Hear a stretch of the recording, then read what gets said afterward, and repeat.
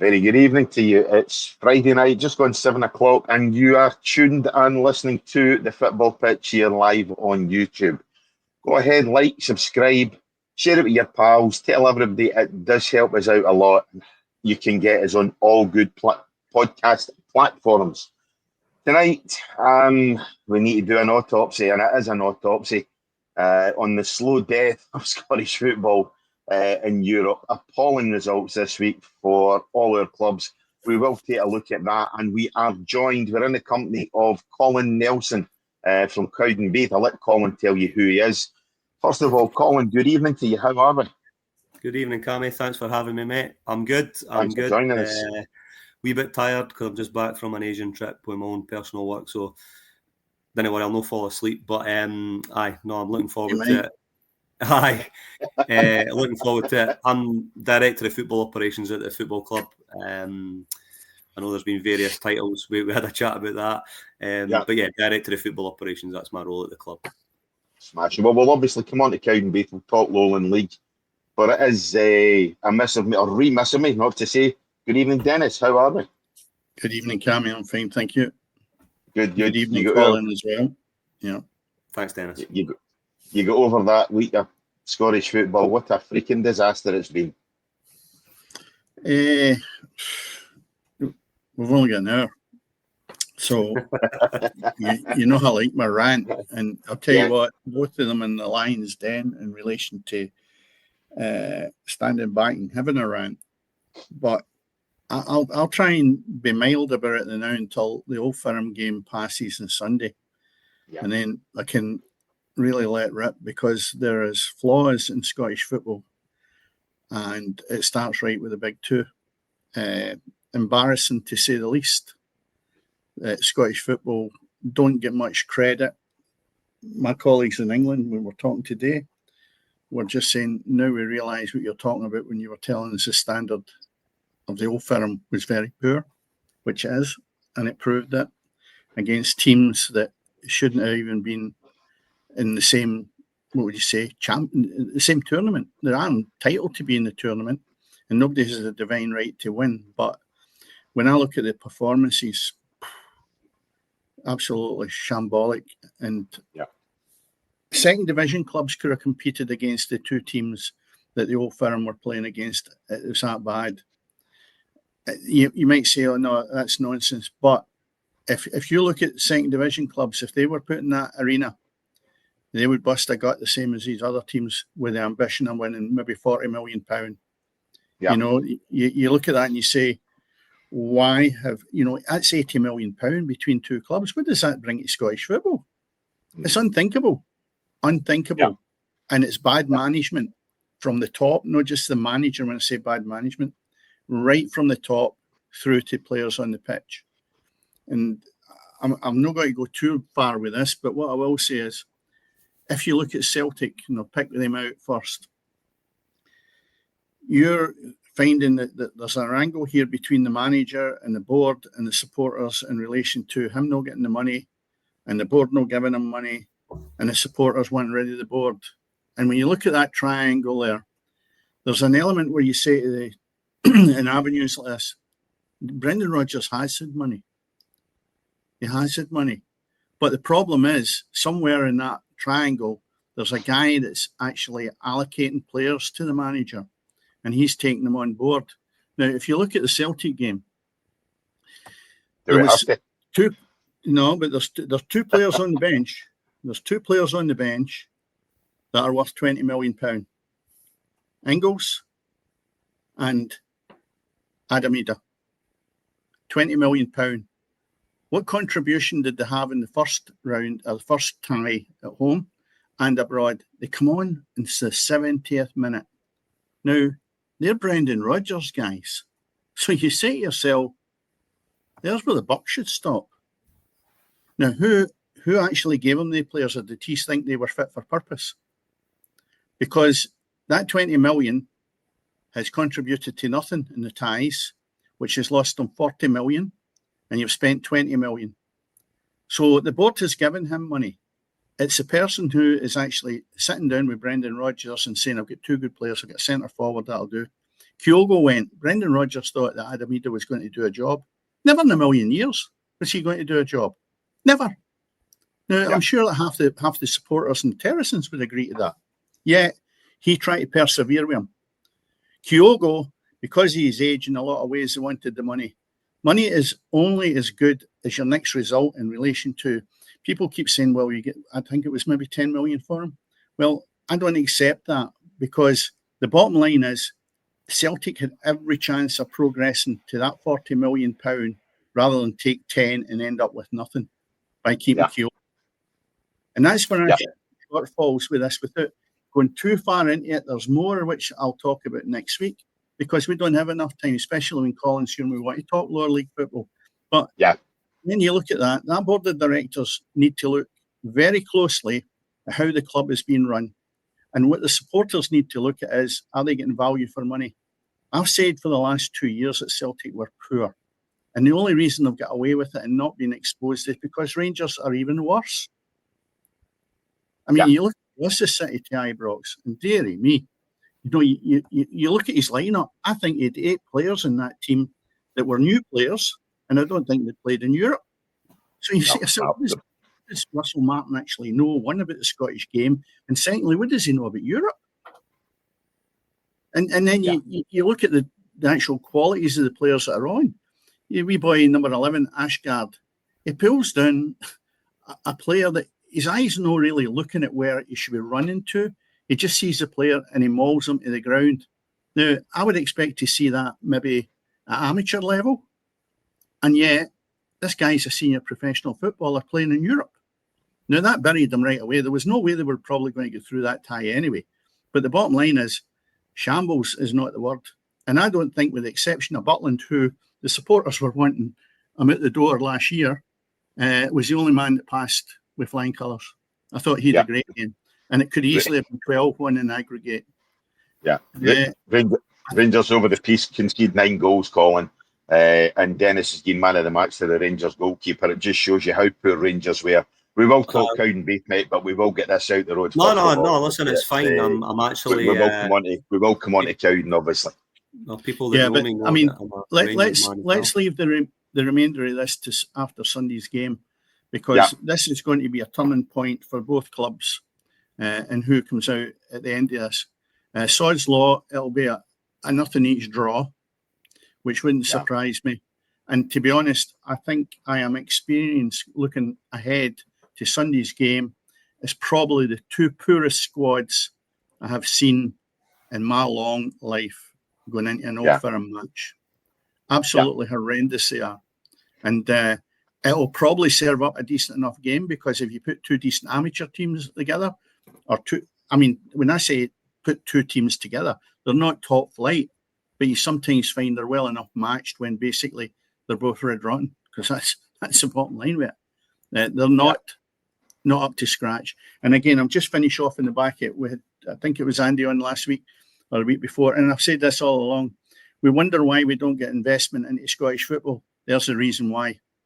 The product is poor, and that's why people don't invest in Scottish football. When English people are talking about how bad our game is, nobody's going to touch it with a barge pole. And the 2 top teams that we have should hold their head in shame of what they dished up during the week. Yeah. You have been listening to the Friday Night Football Pitch, or the Football Pitch here. It's been that long since I've referred to our old name. That's right. Thanks very much for listening. We'll catch you next. It's not been quite that long you were going there, Dennis, but certainly there's a bit of a rant here. It was only 7 minutes, Cammy. I'm at 9.5, but never mind. Your clock's different to mine. We'll stop for a break. Hey, we're going to need to after that one. Colin, as Dennis says, it was poor displays from either side of Glasgow. Let's be fair, you know. I mean, Rangers went out and they don't know how to defend, and I think that's been plain to see all season. But Celtic just don't know how to score. Yeah, I watched the Rangers game. I didn't manage to get the Celtic game. We had training, but it's quite simple. There's a lot of problems at Rangers. It's not just one performance or 2 bad performances. There's problems with what I've seen personally. There was problems with the shape of the team. There's clearly problems in behind the scenes with the manager and the players. That's evident. You've got the fans that are revolting now. They've obviously signed recruitment-wise, let's be honest, been terrible. Clearly, players need time, but based on what you can only go on based on what you're seeing, and what you're seeing is players that aren't good enough to play for Rangers Football Club. Then you can counter that. Celtic have obviously in the past recruited actually quite well, and I know Dennis's argument, but their recruitment model has been successful. It's really as simple as that, because the proof is in the pudding. What I would say is that there's been an opportunity, as Dennis says, to almost kick on, and I think that's the frustration with probably Brendan Rodgers, the fan base, etc. But there's no two ways about it. The two results for Scottish football as a whole, not just the individual clubs, is really, really damaging. And then we've obviously got the Scotland team next weekend that we're hoping will galvanise Scottish football. Me personally, I don't think that will happen, but I think there's a lot wrong with Scottish football, and as Dennis says, it sometimes does start at the top. And yeah, it's been a really bad week. Look, Hibs were probably the only one that you go, they gave it a right good go. I mean, they were underdogs in that tie. Fair play to them. David Gray's doing a good job, but the coefficient's taken an absolute pound, and I think I read that Cyprus is now above us.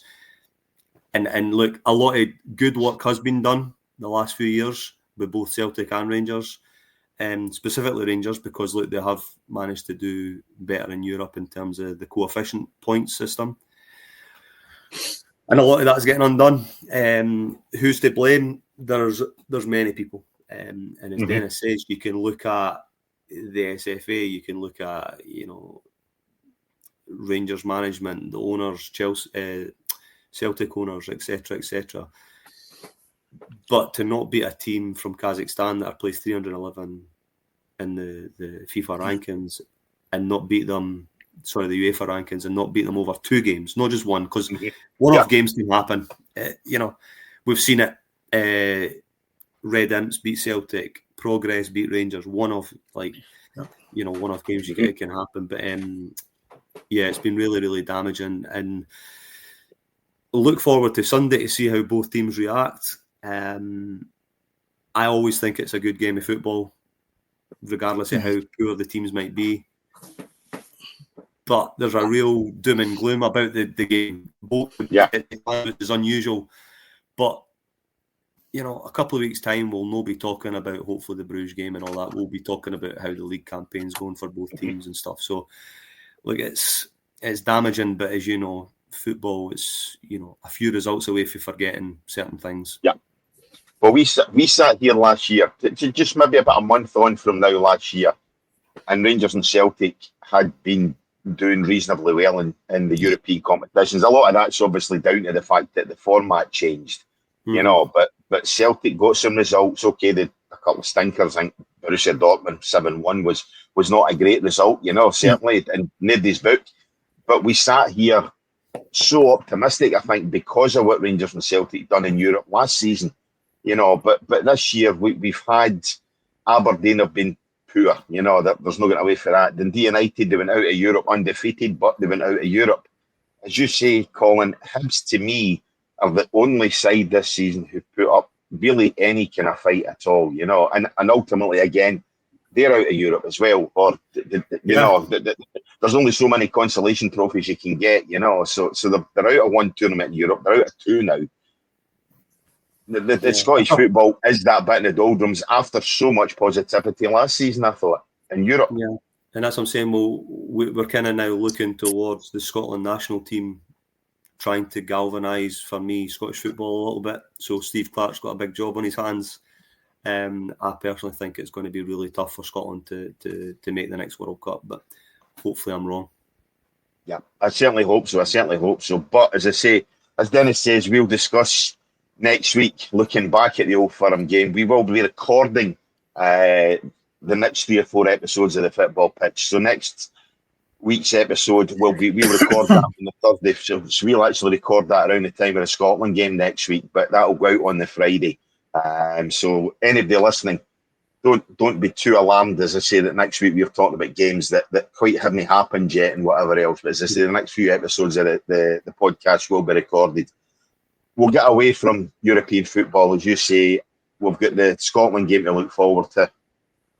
I'll use that in inverted commas. But looking at the Lowland League, Colin, that's why we've got you on, to discuss Cowdenbeath, to discuss, as I say, the Lowland League. I've seen a few games this season. As I think I was saying to you off air before we came on, that I've seen Clydebank at Cumbernauld. I was impressed by both sides. Linlithgow against Celtic B. Linlithgow really, really impressed me. Tranent against Bo'ness wasn't so good. But I was at your game on Saturday, a 2-1 victory for yourselves over one of the favourites, I think, to get a promotion spot or basically a promotion playoff spot this season, the Caledonian Braves. You acquitted yourselves very well and came out with a good 2-1 victory, Colin. Yeah, no, the boys were fantastic. I was watching it on a stream in Hong Kong, so I wasn't actually at the game, but I was watching it. I'd had a couple of beers. I was really happy for the boys because we've done a couple of negative performances and results before that. Look, we've started the season well. We've got a new group. We've signed 19 players. A lot of that is budget led, and we might get into it. But in terms of the game, the boys dug in, but they played with a wee bit of quality in the final third at times as well. And for me, we deserved the victory. It wasn't a classic. It was what I would call a kind of blood and thunder game, especially that last 20 minutes, where there was a lot of high balls into the box, throw-ins, corners, and we had to cope with that, and it was all about second balls, but the boys dealt with it fantastically well, and it's a young team, and that will stand them in good stead as the season goes on. So it's a huge confidence boost, not just for the players and the management, but also for the fans, because we've had a rough time at it for the last few years, and we're just seeing these sprouts of recovery. Didn't want to get too high because look, we've got a tough game again tomorrow, and due to our budget, it's very difficult to kind of be a consistently winning football team. But that's the aim, that's the plan, and that's the strategy moving forward. But no, really happy with the boys last week, and I'm sure they were delighted to get over the line. Yeah, you're saying that's the strategy moving forward. In terms of what is the strategy now for a club who obviously a few years ago were playing in obviously the SPFL. You took that drop into what looks to me to be a competitive league, of a mixture of sides, and again, we can come on to that later on. But what is the strategy up at Central Park in terms of budget and sort of trying to move forward and chase maybe getting back into the league again? Sure. I mean, look, the ambition's clear. We always want to get back into leagues, but we have to be realistic. There is teams, and it's obviously evident, there's teams that spending far more money than we are. And in Scottish football in particular, teams that spend the most money tend to be the most successful. So we have to kind of have a rethink. For me, we have to have a different approach to how we recruit, a different approach to how we plan for the next, not just 12 months, but 3, 4, 5, etc. We've got the history of the club is obviously really strong. Our fan base is small but hardcore. But there's a wee bit of still untapped potential for the club for me. But it needs the team to almost be winning. So it's chicken and egg. You need a successful team in order to progress off the pitch as well, to kind of build your revenue and build your commercial side. But we've got a lot of challenges that other teams don't have, we don't own the stadium, for example. Our board of directors are an ageing board, and we are looking for fresh investment, fresh people that are potentially willing to come in and help the club and move it forward and drive it forward. The strategy for me within the next 2 years, for me, was always the case of trying to build a team and build a core group of local players that can almost build together to be successful, rather than, the last 3 years we've always tried to do it, but the problem is some of the players that have been successful have actually moved on for more money, or they've moved on to teams that will give them more money. So we're looking at that and trying to kind of offer players opportunities at the club that have maybe been a wee bit further down the pyramid, boys out of academies, sprinkled with 1 or 2 bits of experience from from the leagues that can help the young group. So that's the kind of strategy. Putting some boys on 2-year deals rather than one.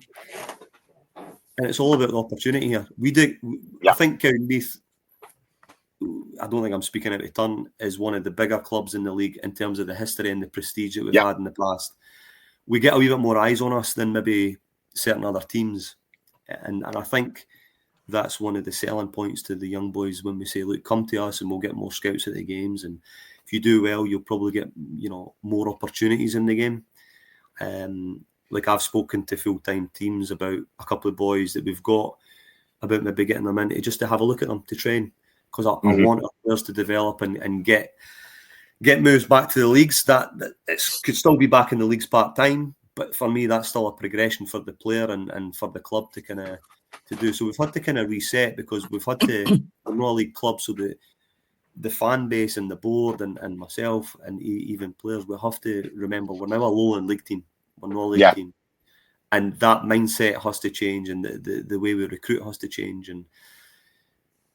But that doesn't mean to say you don't want to be successful. So for me, I would like to see us try and challenge, be a top 6 team, which doesn't sound great because there isn't promotion places, unfortunately, in the Lowland League. No, which is a sticking point. But can we do that and then build the fan base again, build the morale, build the kind of potential that is there to come out the woodwork, to then galvanise things, to say, right, actually, we've done well. We've got a group of players that we believe in that can maybe get us to the next level. We just need that wee sprinkle of quality, whether that's 1 or 2 players. But that sprinkle of quality costs money. And can we get our budget another 20 grand up, for example? Because 20 grand is 2 very, very good players. That's the challenge. But also in the meantime, somebody made a very good quote to me, is what's the strategy in terms of recruitment? Well, there's players now on £300-500 a week part-time. But they weren't always £300-400-500 a week players. They were maybe £50 a week players. And 10-15 years ago, even when Dennis was a manager, you would have seen it. We had players, Dennis would have had players on £10, £20, £30 a week, but they grew to become £200 a week players. So we need to get back to that and trying to elevate boys and trying to get them to where they want to be. But that should mean that we are successful as a club, getting them on that journey as well. It's almost like trying to hold on to players but develop them at the same time, But then you've got, like, we've got a system in place where we know that there's a group underneath that we can try and sign that will be there. So we've got a scouting network. I'm at games, the managers at games a lot. We're constantly talking about that, and we've done a cooperation with Motherwell this year. Look, the clubs off the field and on the field, things are going well, and that's due to various people and various factors. But you're only a couple of his bad results away for people saying what's going on, like he's not good enough or this isn't good enough. But I want to focus on the fact that we have to stick to the strategy and what we're trying to achieve. So a couple of bad results doesn't change that for me. So I want to stick by young boys. I want to stick by, if they have a bad game or bad games, we're here to support them. Scottish football is sometimes too quick to judge players, in my opinion. There's talented players in the Lowland Leagues. They're 100%. 100%. 100%. Not just Lowland League, but East of Scotland, but also League 2 that could go up levels. But for some reason, we kind of look down on it a wee bit. But there's obviously success stories in there, in the leagues, like your boy at Falkirk, the right back, Keelan Adams, and there's other boys as well that came from Lowland League and stuff. So there is good players there, but we just want to try and recruit boys that we know have got bags of potential, but we're here to help them, sprinkled with boys that we know what we're going to get week in, week out as well. And maybe that's the level, unfortunately, but that's where we're at. And look, it's tough beyond the football pitch stuff. We do have challenges, at board level, and it boils down to money. We had to scrimp and scrape this year to put any sort of budget together. Our budget got cut over 40%.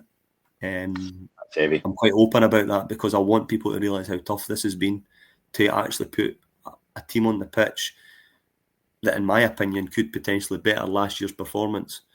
Mm-hmm. So to reduce your budget 40% but outdo perform and do a better performance. A lot of people have to take a lot of credit for that. First and foremost, probably the manager and the players, because they're the ones that win games of football. Yeah. So yeah, no, hopefully that's where we'll go, and we've had a very good response for the fan base as well. So I'd like to thank them as well. Cool.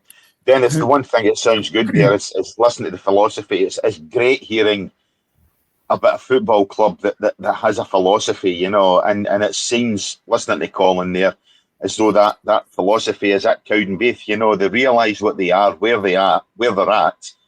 They want to better themselves, but they want to do it properly, you know, and I think it's great to hear that. They don't want to, well, they don't have the money to throw at it, but it doesn't sound like there'd be a club that if it was there, they would throw money at it anyway. No.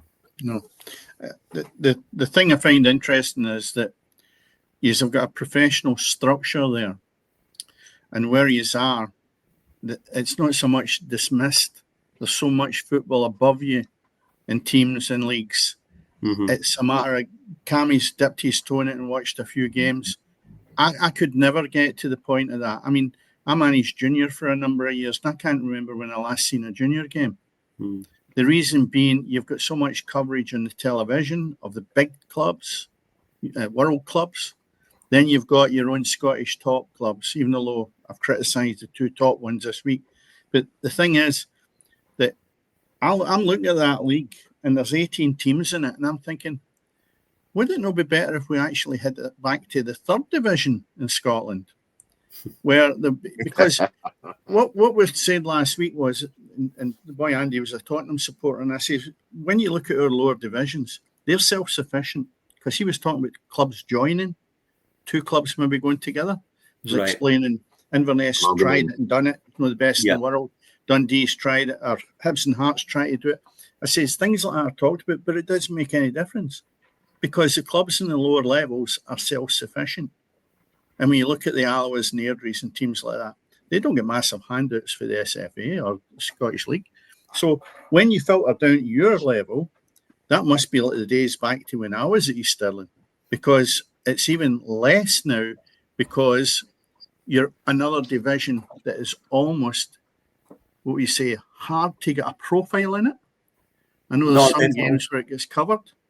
And I think to myself, why would we not look at that and say, regionally, I think it's important that regions are all set up. We've talked about this at East Stirling, or no, even East Stirling. You look at Elgin travelling down Stranraer all over the place.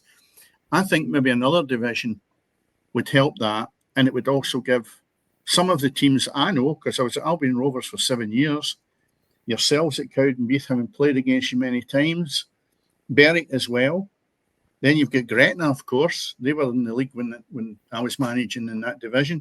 And I look at these clubs and I say to myself, are they ever going to get back into the second division? Never mind climb up the tables. I mean, realistically, hand on heart, as it stands today, my answer to that would probably be no. And there's a kind of two-way of looking at answer. Is the first and foremost, it's unbelievably difficult to just get promoted outright, because you need to win the league in a competitive league against good teams that are spending more money than the teams you've just mentioned. Then you've got to get through the playoff against Club 42, the Highland League, then Club 42. It's unbelievably difficult. East Kilbride have tried it. They've spent a lot of money over the years. They've finally made it. My gut feeling is East Kilbride will be in the leagues for a long time to come. Mm-hmm. And fair play to them. Kelty have done it. Cove have done it. Mm-hmm.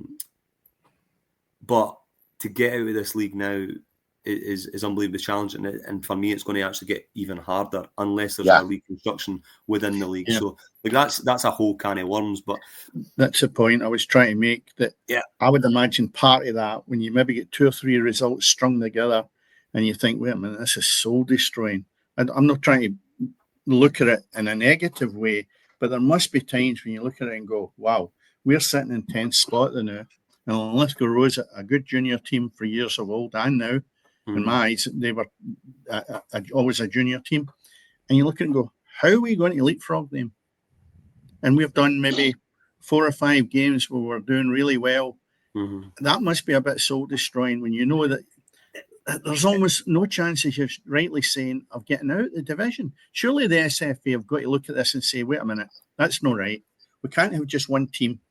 You've highlighted East Kilbride, but there's other good teams in that league.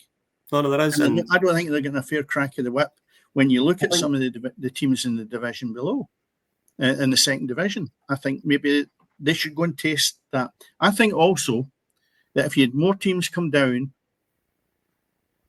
and fresher blood coming up, you would have a better league rather than that. Potentially, but again, it's that self-preservation. It's going to be difficult to get things over the line. But what I would say is that the Lowland League is the only league that I believe doesn't have like promotion places realistically, because even these Scotland leagues, you've got promotion for like top fours and things like that. West of Scotland, top threes, top fours, whatever it may be. And the Lowland League's the one where, as you quite rightly say, if we lose the next 2 games, as an example, realistically, our opportunity to win the league is gone.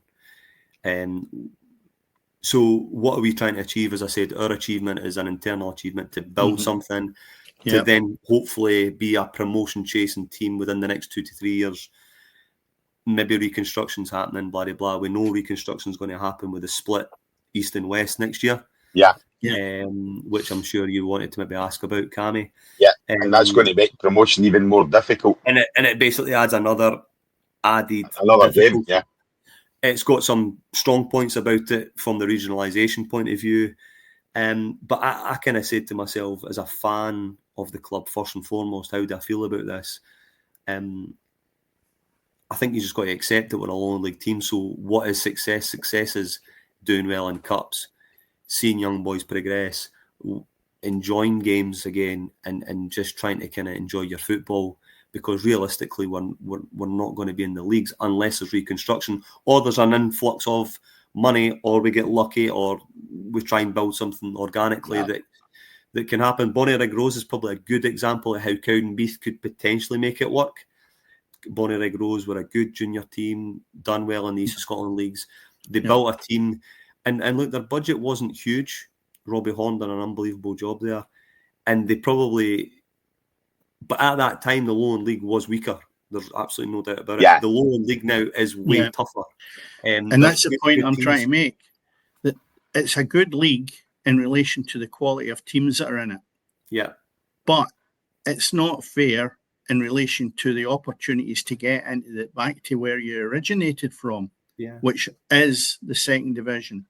And just having a quick look at that there, with 18 teams, I don't see why our Scottish second division couldn't be taking the top 4 into that division. And you could possibly have playoffs and 3 or 4 going up each season. That wouldn't affect the way the game is run at the top level, like the Premiership down to the Championship. But I think it would make it really interesting if you took the top 4 just now and you threw them in to the second division. You're then left with 14 and 14. And the bottom 4, the bottom 2 come down and 2 have playoffs, and the same with the Lowland League.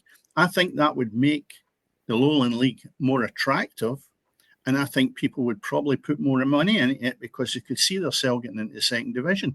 But if you look at some of the teams down the bottom, like I know you've got Celtic and you've got Hearts in there, but Stirling University and even Gretna Point. Our company actually sponsored Gretna. We're shirt sponsors for them. Right. But, it doesn't take a rocket scientist to work out, even if a guy's getting £100 a week, what it's costing you to run a club. It's massive without the recognition. I think, and there's a real getting up if you've 4 spots to challenge in. I think it's really poor. And I think also our authorities just sort of talk about reconstruction, but they just toss people aside. They don't. I don't think there's any safety net there at all in relation to guaranteeing your future. Yeah, the biggest issue with the reconstruction for Lowland, like your proposal or any proposal, the biggest issue you've got is the Lowland League is unfunded.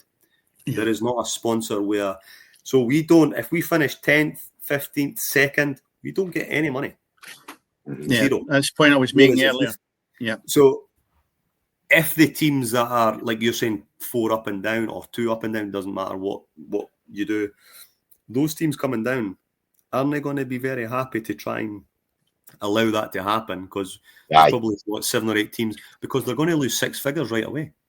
But you've got to have progress. It's not about the teams. We have that in the Premier League, where it's a closed door and they don't want to alter it. And that's going to be the problem. I know that, but at the same time, Cammy, it's got to be for the better of the game. Know how the clubs feel about it, for self-preservation. It's tough, but I think I totally agree, and it's something that I think the pyramid should look essentially like the English pyramid system. It will allow a lot more progressive teams that might actually overtake a Cowdenbeath or an East Stirling, because there might be more money there. I'm not naive. I do know that could happen as well.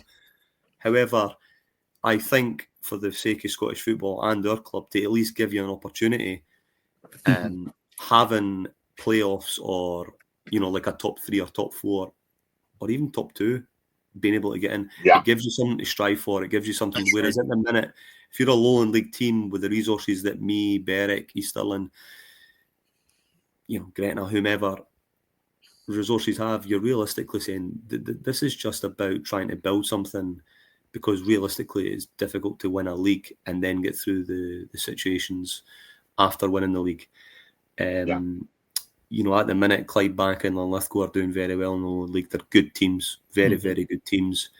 They've got good resources behind them as well, on the pitch and off the pitch. But there's no guarantee that they would go up, so they might have to go again and spend more money. And are they? It's just a cycle that's very difficult to keep doing. I think it's unfair. I really do, and I think that people are not being applauded for the work they're doing in that division. I think they're actually being taken for granted, and it's like forgotten. They're almost forgotten. There's no injection of money. There's no what we say incentive to be busting a gut to get out of that division to get into the second division. I mean, days of old, you used to have junior teams would be offered to maybe try and go into the senior thing like a pyramid. Some of them didn't want it because they were earning more money as a junior club than they would going into the second division, or third it was at that time. But when I look at the teams and the quality of the teams that are in that Lowland League now, I just find it's dreadful that we're sitting there with 10 teams in the second division. It wouldn't hurt anyone to expand that to 14 and have the Lowland League with 14. And the bottom 4, as I've highlighted, would shuffle about to end up going down or going up. And I think that would generate more cash and more incentive for people to actually invest in the clubs. Absolutely. I think it would also generate interest for sponsors as well as fan base. It would generate interest for fan base. I know for a fact that if we were 6th, 7th, but we were still in with a shout to finish in 4th, our attendances would go up 50, 100 people, as would other clubs, by the way. So that's money that the club, and then you're reinvesting that back into the younger players and a youth system or whatever it may be.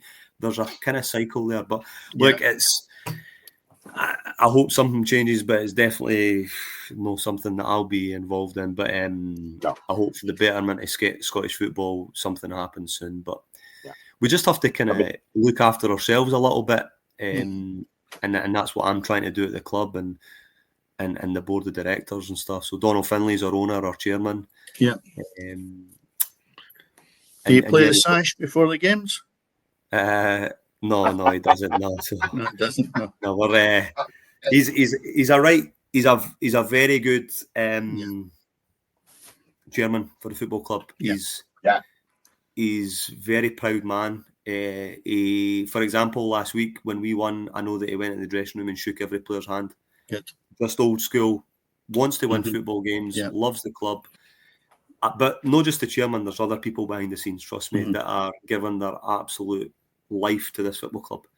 And that's why I think just even winning games of football can mean so much to people like me and them, and other clubs like East Stirling and Berwick. Winning a game of football can bring so much joy when you put so much into it. You're giving up your hours, you're giving up finances, you're giving up, missing out on family time for certain things. And there's a lot of people like that all over Scottish football that don't get recognised. And that's what grassroots kind of Lowland League, East of Scotland League, that's what it's about for me. Yeah. I think that's the thing is there is so many unsung heroes, if you like, behind the scenes, not just at Cowdenbeath, but as you say, at clubs all up and down the country. You know, we're very critical at times of guys who are on boards and things like that, and it's all for what they can get from the game. You know, it's all what they can get. They want to get their tickets to the Scotland games, you know, or their trips away with the SFA or whatever else, you know. But there's guys like yourself. There's guys like, let's be fair, Donald Finlay was at Ibrox, you know what I mean? He was the vice chairman at Rangers. He doesn't need to be involved with a club like Cowdenbeath.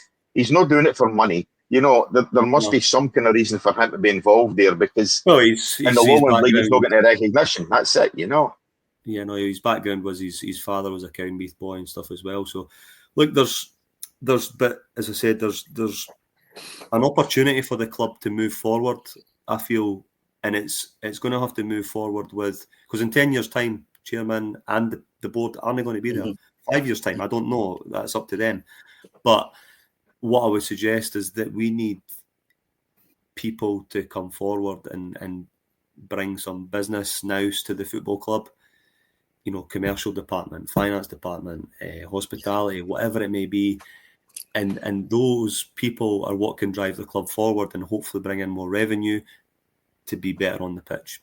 You know, the more money you have, you've got more opportunity to be more successful. It really is as simple as it. But just touching on the point Cammy made there, you've 18 teams. And I know through experience, the amount of time, effort, as you just touched on there, there'll be 100 people predominantly involved with each club, whether it's wives, girlfriend, boyfriends, whatever, and all the people that's behind the club, players, managers, coaches, you can take 100 of each of them. So you'll have about 2,000 people probably getting prepared for tomorrow's game with little recognition, just in the Lowland League alone. Never mind even junior and then. But if you take the Lowland League on its own, but at least 2,000 people getting prepared for tomorrow's game somewhere or another. And, you know, and again, that's sometimes where I think we're a bit in the doldrums. You know, you look at the money that was lost out, and I go back to right at the beginning, there's £40 million was lost with both of their clubs, you know.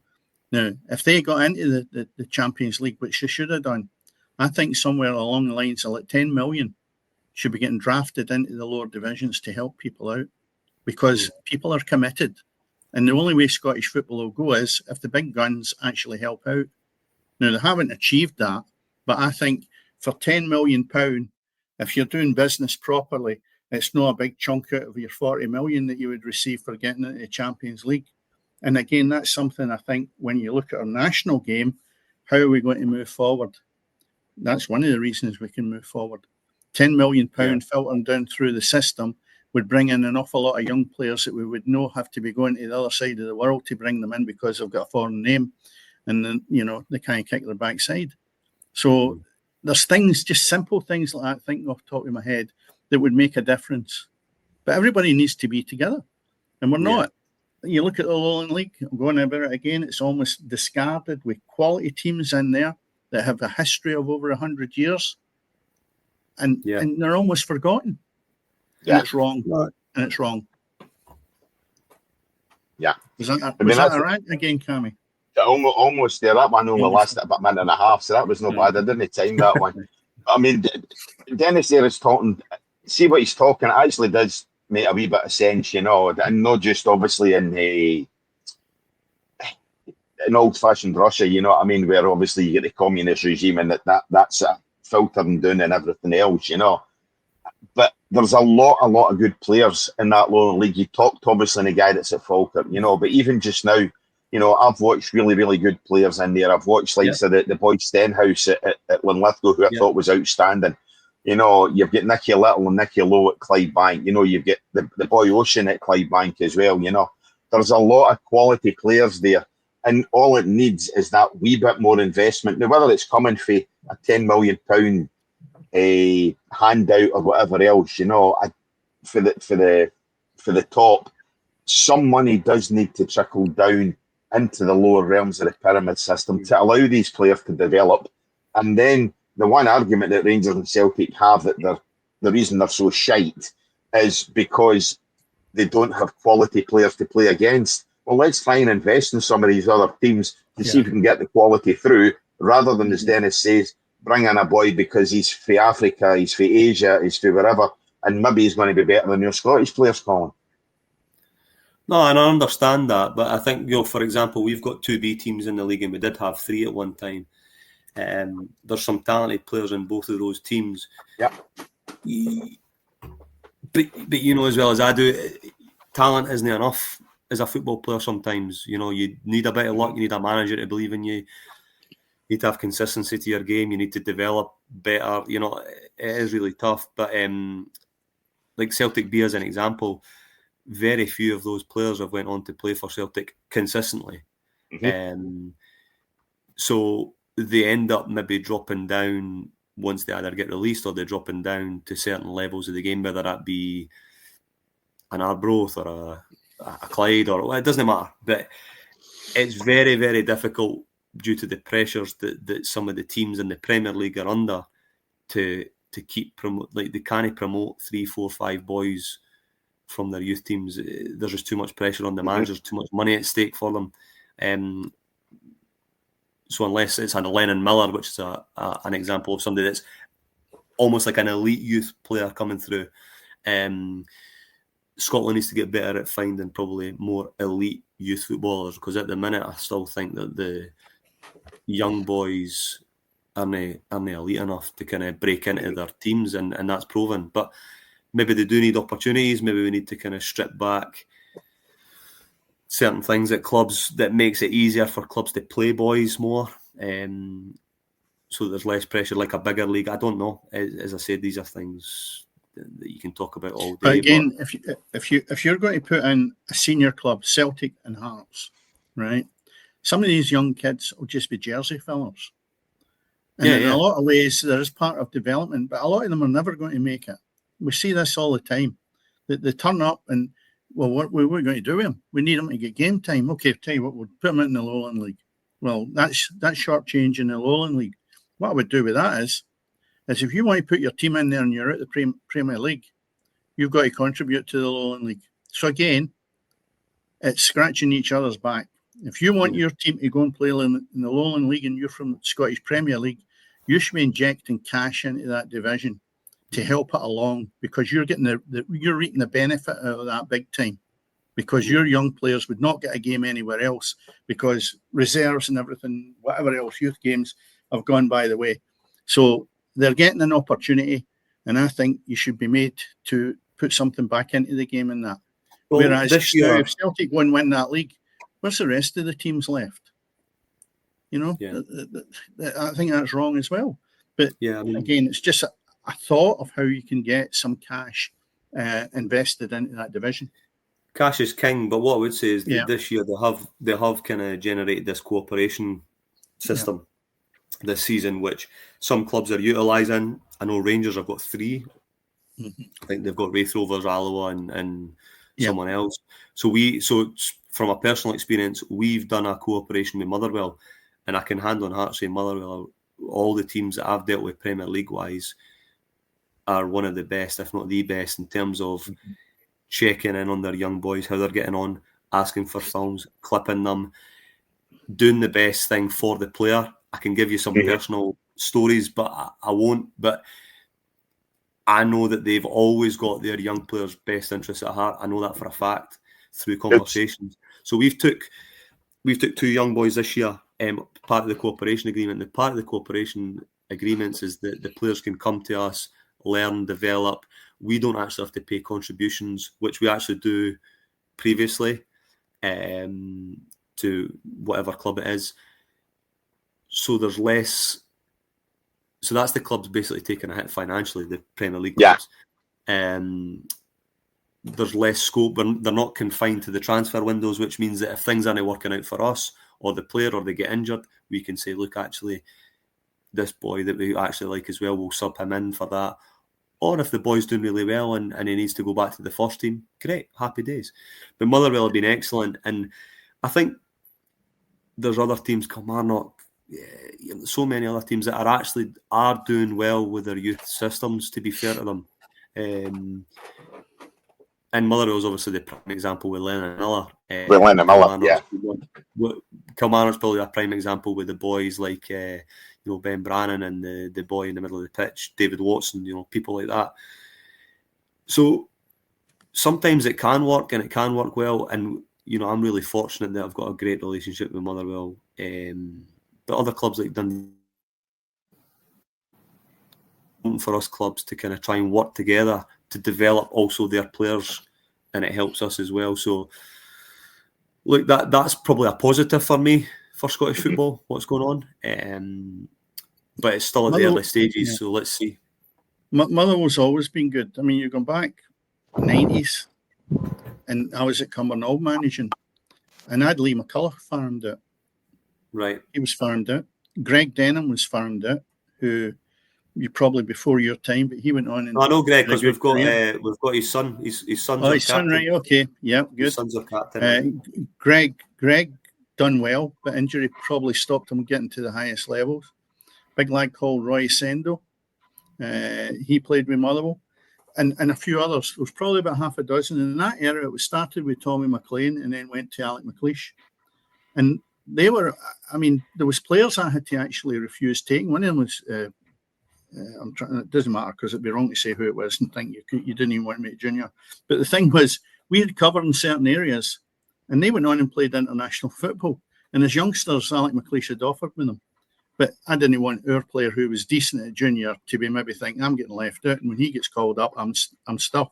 So I always had that to balance it. But Motherwell were very, very good at allowing players to come out. Yeah. And obviously that's, what's that, 30 odd years now. They're still continuing to look at investment with players being farmed out. I'll use the word farmed out. You use a different word, obviously, nowadays. Yeah, but I mean, in terms of the one thing I was going to go back to the Lowland League, there's 18 teams in it. And one of the selling points when we speak to kind of young players that need to come to us, whether that's on loan or whether it's they've just dropped out the academy, is the different challenges that they'll get. Whereas in League Two, I think it's quite samey. You're going to get teams that probably play similar styles, similar types of pitches, similar circumstances a lot of the time.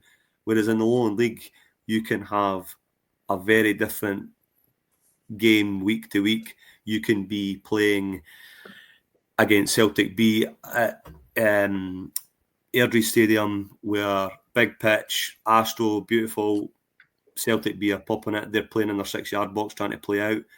And then the next week, you're playing Cali Braves that have put literally 20 long throws and 20 corners into your box with 2 6-foot strikers. So the challenges are very different from a coaching staff wise, but the development of the player wise. So I think that's a huge positive that the Lowland League needs to promote more for developing players. I think it's a really good thing. Even coming to Cowdenbeath, it's not the best place to play football. It's a bumpy pitch. You've got a racetrack around it. Fans are miles away. It's changing rooms are tight.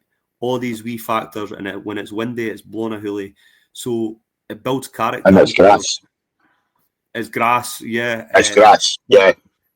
And it builds a lot of character, and that's one of my big selling points. Is it's almost like that apprenticeship, that used to be there, and I'm big on that. I think the days where there used to be boys coming in and really learning the game. I always remember Craig Levine speaking about it when he was Cowdenbeath manager, and I always listened to him intently. He had boys that were 16, 17, still doing certain things around the stadium. Now, this day and age, you can't do that. You got away with that. But what I would say is that it's a good grounding for boys, especially boys that are dropping out of academies that have been used to kind of training only a couple of times a week, couple of hours, and then going home and doing what they're doing, maybe just going to the gym and then going to Nando's. Aye. They're then training at night. Win bonuses matter. Winning games for a 200 fan base matters more for me. That 200 fans, it means more a win than your parent club, in my opinion. It really does. But it's a good character building for young boys. One of the things you need to have is a strong selling point when they leave the full-time club setup whether it's an academy or whatever, because I experienced it as well across the board on many occasions, that they're delusional. Some of them think when they're freed with the big clubs that they're just going to go to another big club. And the hard part for them is getting them picked up and realise you have to start again. Yeah. Going no grassroots, but going to that level that is a platform for you, and it's going to be a tough fight because the standard, the pitch, the conditions, everything is totally different. And I've seen boys that can't handle that. Boys that have been at Rangers, and the young lad. Well, that's part of my job. You know, it's part of my job with the managers to kind of identify players, keep a eye on ground. But give you one example, there is a player in our squad that could have signed probably for a full-time team, but he deep down knew that he was going to be a 19/reserve player and maybe get the odd first team off the bench appearance. But he was like, actually, you know, I like the group, I like the manager, I want to actually come here and play games of football.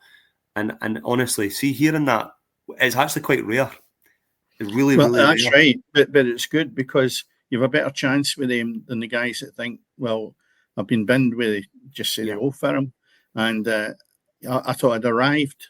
But that's the good part where you've got somebody that's going to do a job for you if they want to play football every week. That's the important part. Yeah, and I think so. Somebody like that, for example, we will support him and we will try and do everything we can to develop him because he's made that sacrifice. He's made that, in our opinion, the right decision. And as a club, and I'm sure other clubs are the same, they want to kind of see boys developing. So you mentioned like what's our selling point, for example. One of our biggest selling points last year or the last 2 years is the involvement of relationships with Premier League clubs and Championship clubs where we're bringing boys on loan and they're doing unbelievably well. So much so that they got another full-time deal off the back of the loan here. Whereas if they weren't successful, they probably wouldn't have got their full-time deal. That's right. And we've had a very high success rate of that. So when I go to clubs, that's our selling point. We've done well for X, Y, and Z. So it's a kind of everybody wins. The players winning. We're winning because we're getting a good player and they're performing well. And the parent club will be winning because the players develop into a level that they think that they should be at by the time they come back. So what about reconstruction then, Colin? Obviously, we touched on it earlier on. The one thing about it is, your Lowland League is almost going to be regionalised. You know that there's moves East and West. Bring the Dundee and Fife clubs into Edinburgh and make it an East and West. You know, so you're going to be regionalised, but that's going to make it tougher again for promotion. So you get the pros and cons of less travel, so it's going to be cheaper. But you're also again then looking that it's going to be harder, even still, to get out of the league. You know, and I think the only club that voted against that reconstruction, for what I was hearing, was Cali Braves, who obviously got a few quid behind them. So the money aspect maybe isn't quite so important to them, you know. But what's your own thoughts? Do you think it is a good thing? I think if I was the chairman of the football club, I'd probably be saying good for the point of view of income being increased slightly, because I think regionalising it has more opportunity for bigger attendances, better hospitality, a wee bit less travelling. But then the flip side of that is to be successful and to achieve getting back to the SPFL. But again, I go back to it. It's just my personal opinion. Realistically, we'll not be getting back to the leagues unless something happens or we get an injection of funds. It really is as simple as that. However, I think the regionalisation, I wasn't that keen on it personally. But I'm coming around to it because it's done. So you kind of have to, your mindset has to change. I think I'm looking forward to it a little bit to kind of see how it evolves and develops. But having two leagues almost as one league but split, that then you can maybe, it just doesn't sit right with me. It doesn't make sense for me. But in terms of the fan base, I think the fans will like it because they'll be playing. We could be playing a local derby against a Hillbeath Hawthorn, or be playing Brecon again, or be playing, you know, a couple of teams that we've never played, like Dundee North End, if they come into it, and Musselburgh, and well supported clubs. Whereas, with all due respect to some Lowland League clubs, they do not have a fan base. I mean, I've got to call a spade here. Yeah, a spade I'll of say spade that is. because I saw that on Saturday. Cali Braves had 2 men in it. In fact, there literally was 2 dogs in the stand, by the way. But I mean, Cali Braves had virtually brought a line 2 men and a dog. That was it. They're a club that are doing things differently. They're a club that are clearly doing a completely different thing in Scottish football. Yeah. So I'm actually talking even about some other clubs as well. But it's not a criticism, and I'm just calling it as it is. So for me, we played Bonnyrigg and they brought well over 100 fans. So if we can have home games with teams that bring 100 fans, it's no rocket science. Our revenue goes up, and it will go up for other teams as well. So hopefully that would build the product a wee bit better within that individual league. But again, it's still early days, and I'm so focused on this season, it's quite hard to think about next season. But in my role, I've got to, my recruitment changes as well. I've got to recruit, and it's always been the case, I always want to recruit local Fife-based players. That's not always possible. So we actually had almost 7 or 8 Glasgow-based players the last couple of years. Right. This year, we've only got the 2 boys from Motherwell who are in on loan. So we've recruited from an Edinburgh and Lothians-based area because of what is happening with the kind of reconstruction. And to be honest, I think we're doing the right thing. And other teams will have already been doing that anyway, but we've historically always kind of recruited some boys from the West. But, that's obviously probably going to change. Yeah. And where do they're new to me because I've never seen Caledonian Braves play. Sure. I know they've been around pretty well. Where is their pitch? So they played, the Strathclyde Park just at the big roundabout to the left. It's basically a all weather pitch with fencing around it. It's not the easiest place to kind of play football, but they'll use that to their advantage. But again, I'm not going to knock Cali Braves. They're doing something different, and they've been successful doing it in terms of their revenue streams that they've been building, the club profile been building. But it's a very difficult place to go play football. So if they've not done an actual stadium, is it a public stadium? I think it's a council-owned kind of pitch. That's basically it's almost like it's actually quite similar to like our training facility, but obviously they've maybe got a really nice dressing rooms and things like that. But I might be wrong, but I think it's council-owned. I might be wrong though. I don't know. Yeah. I mean, they used to be Edusport Academy. They were for a number of years, obviously before the advent of the Lowland League. So that's what they were. Now, obviously, they are, as we say, they're Caledonian Braves. They're playing in that. Well, obviously, the Lowland League. That's blatantly obvious. It's Alliance Park they're playing at. They've got a 500 seat capacity. So it's not just a public park. It's got a decent facility. But we discussed that a couple of weeks ago, Cammy, I think, of what they were originally. And I think, did they not bring French lads over here originally, if I recall? I think it was like they imported quite a lot of young guys that were French. And they tried to build the owner had a kind of tie-up or had things where he was bringing some French boys over. And I'm sure Colin Cameron, our ex-manager, was involved and stuff. So, but look, that's one thing that's different about the Lowland League. And then you've got teams, as you quite rightly said, Dennis, that are proper good old school junior teams like your Bo'ness, Linlithgow, that are very well supported, well run, good football teams with a bit of history from the junior days that are being successful in the Lowland League. And I think they've got plans to obviously progress themselves. And then you've got B teams, and then you've got you've only got Stirling University now. You used to have 2 university teams. So, every it's a very unique league, compared to the whole. I'm just going through it. I've either played against them or managed against 12 of them. Right. So, I've know the history of the bulk of them, and it's refreshing to see it. I just wish that I go back over it again. They could get a fairer crack of the whip and getting up and into the next division. Yeah. But time will tell whether that happens or not. I think if we get turkeys to vote for Christmas, and if we had, rule makers or administrators or whatever else who had the betterment of the game as a whole at heart, rather than looking after the interests of individual football clubs, and I think that's something that would definitely be better, in terms, obviously, we could look at Christ, we're talking about, last week we're talking about amalgamating clubs, this week we're talking about expansion, so we want to make our minds up whether we want bigger leagues or smaller leagues, but at the end of the day, I think if we could get a better tie-up within our pyramid, the way they have, I've had a hell of a lot of criticism this week for comparing our game to England last week, Dennis, but if we could get a better comparison with likes of the National League down south, where you have a much better merger, if you like, for the top two. You've basically got more opportunity. You've just got more opportunity. That's the key word, is opportunity and progression and opportunities to grow as a club, as a fan base, investment, blah, blah, blah, blah.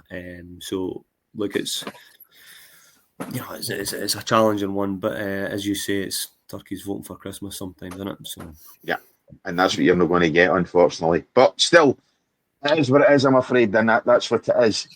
It's been a different show tonight. It definitely has been a slightly different podcast. It's been great hearing the views for what's happening down the pyramid. We have said we're going to look at grassroots. We're going to try and look up and down the country. Yeah. And this week we have done. We've looked at the Lowland League. We've talked, obviously, Cowdenbeath. Dennis, I've said to you before, I've made no secret of the fact of how much I'd fallen out of love with football. But I've thoroughly enjoyed the last few weeks of going to watch games in the Lowland League, where 1 week you're sitting in Broadwood, where it's still cold in one day, and then you could be standing at the side at Central Park, the next. And I've thoroughly enjoyed what I've seen in the Lowland League. And I think there's so much opportunity there for things to progress and things to get better. There's a lot of passion. Yeah. I might, whenever Gretna's playing Cowdenbeath, I might try and dip my toe in the water with that one. Dennis, I'll invite you along, mate. Just give me a shout, and I'll need to go to the Gretna camp because we sponsor their jerseys. So that's fine. You can pay for your ticket then. I'm only joking.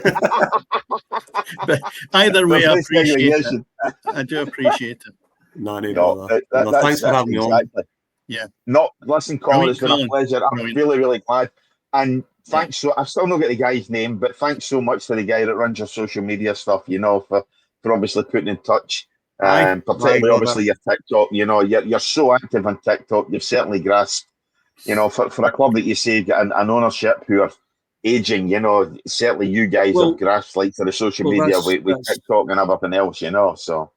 Yeah, that's one of the things that we want to kind of try and build again is people to say, look, if you've got a skill set or you've got something you're passionate about, whether that's commercial, whether that's social media, marketing, it doesn't matter. Whether you I've got a couple of kit men that just love the football club, that want to be involved in football.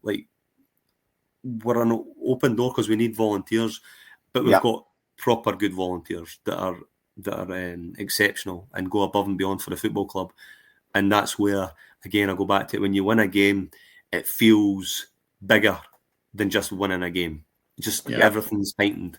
But when you lose, it's also a very low. So, yeah, it's a tough one. But, the boy that you're talking about, he's done really, really well with his TikToks and the social media side. So, yeah, superb. Well, listen, as I says, it's been a different show tonight, so thanks very much for listening. Go ahead, as I say, like, subscribe. We're going to talk so much different aspects. Next week, we are going to have a recording, as I say. We're going to record a couple of episodes next Wednesday, and then next Friday's episode, we're going to record on Thursday.